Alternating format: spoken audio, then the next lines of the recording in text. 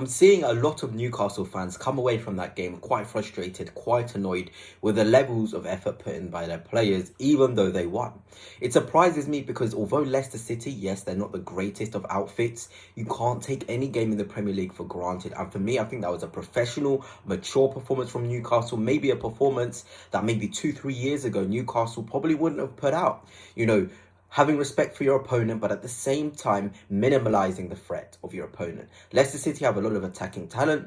El Kanous, Mavididi came on. There's a lot of players who can impact games. And Newcastle, after they did get those 3 goals, it was all about containing. And I was really impressed by it. A sign of a top team is a team that's not necessarily going through into first, second, third gear, but a team ready and happy to coast through a gear, but not look phased at all. At no stage of the match did it look like Leicester were going to score for me. It was just about keeping them at arm's length. And that's what you need, especially at the business end of the season. And Newcastle United, very, very impressive. Winning machine. That is what you want to be seeing from your team.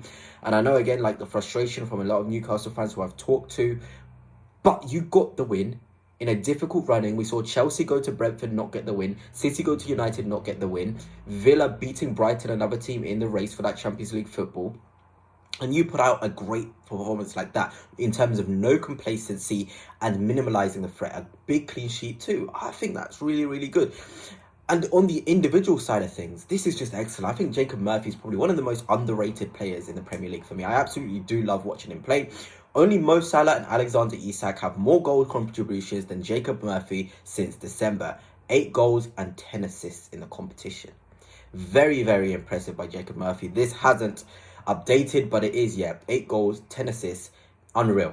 18 goals and assists combined as a winger. That isn't sort of seen as a highly, highly impactful or great player for Newcastle. Is unreal. I'm really impressed with Jacob Murphy. If he can get to double figures in both 10 and 10, 20 GA, I think he definitely will. That is very productive indeed. He's a player you want to keep around. I feel like Newcastle fans, you want to give him a chance to, at the final whistle. I just heard Tonali chant. I'll get on to him in a minute. But Jacob Murphy, the contributions, the love he has for the club, the passion, the awareness. I think that for that second goal, it was really, really nice for him to be ready for that Shah long shot. Brilliant. Again, we know Shah has that in his locker to just go long range and have a beautiful effort from anywhere on the pitch. But Murphy, jolly on the spot, ready to tap it in. Sorry, the first goal as well, really, really like that as well. Attacking the back spaces. That's what you want to see from your winger. Get into the box, get in an area where you can impact the game and score goals. And Jacob Murphy did that. It was really, really nice to see him get in that backstick area and cause havoc there. But now let's get on to this guy, Sandro Tonali. In a game where individual performances weren't at a high, Jacob Murphy was obviously great in terms of the contributions, goals and assists. It was really nice to see him.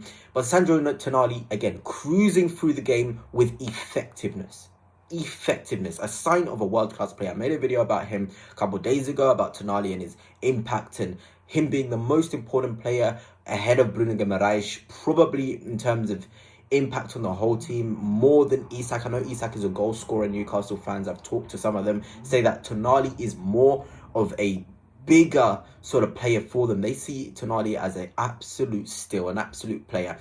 And I see it. I think this sort of summed it up. In stoppage time alone, Sandro Tonali cut out 3 Leicester breaks with minimal fuss. I was watching the game and he was just there. Chop, chop, chop, chop, chop. Minimal fuss. No sort of chaos about it. Just sweeping up, getting the job done. That's what you see from a top midfielder. And Sandro Tonali, at just 24, by the way, absolutely unreal. He doesn't get the match of the day highlights. They're not putting out clips of him week in, week out. Look at him doing this. But his impact is second to none. It really, really is. He allows the team to tick. He can be a goal threat. He can run in behind. He can do the dirty work. Machine is the best way to describe Sandro Tonali. He really, really is a machine. And Newcastle fans, you've got an absolute player in Sandro Tonali. Without a shadow of a doubt, I think he's one of the best midfielders in the Premier League. Definitely top 3. Definitely top 3, I think, for me. Especially in the vein of form he's in. And you just think how Newcastle can progress, keeping Tonali happy, keeping Tonali at the club. For me, it's unreal. It really, really is. And games like this against Leicester where everyone's performances aren't at a 10 out of 10. Defensively, nice shape in there. Murphy, like I've said, goals. You need that player who's always going to put a 7 in. Tonali always puts a 7 and above. There's not one game in the season where I can be like, okay, Sandro Tonali has put in a 2-star performance out of 10. He's always consistently, a Rolls Royce in the middle of that park. He really, really is. And in terms of other performances, I thought Harvey Barnes was a threat. We talk about Anthony Gordon and the impact he has on Newcastle. I feel like Isak sort of misses him, but Harvey Barnes did his thing, and I've got Tino Livramento behind there as well. I thought he was very good. He was very energetic, bombing forwards, got the assist as well. Harvey Barnes got on the score sheet. So some positives there. In a game like this, you need to look at all the positives. You can be negative and be like, the intensity is not there. But the business end of the season, no one cares about how you play. It's, can you get the win? Against United on the weekend, I'm sure Newcastle will go full throttle, full effort, and I guarantee they'll get the 3 points with a much, much better performance. But this one was no injuries. Get the job done. Get out of there as quick as possible. Get out there, immediately. And they got themselves a clean sheet as well. But I really did think Harvey Barnes, Tino Livramento, quite impressive in how they impacted the game. The energy they showed in comparison to a lot of the other players on the pitch.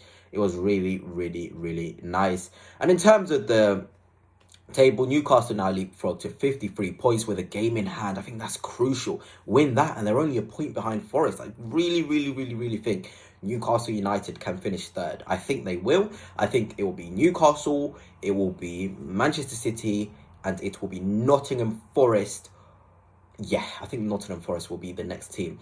And of course, you've got Villa. It's so tight in there. And this is what I'm saying in terms of get out of there, get your points, and leave.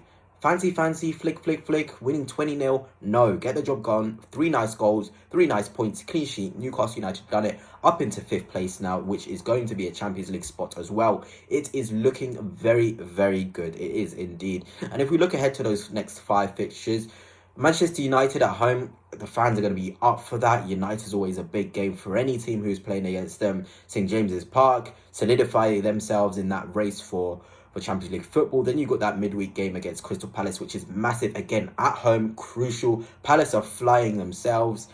And a time to put a marker down. Close that gap to Nottingham Forest. But also, give themselves an extra gap on the teams behind. It's all about that. Then there's Villa. I mean, the games just look unreal. Villa away, Brighton away.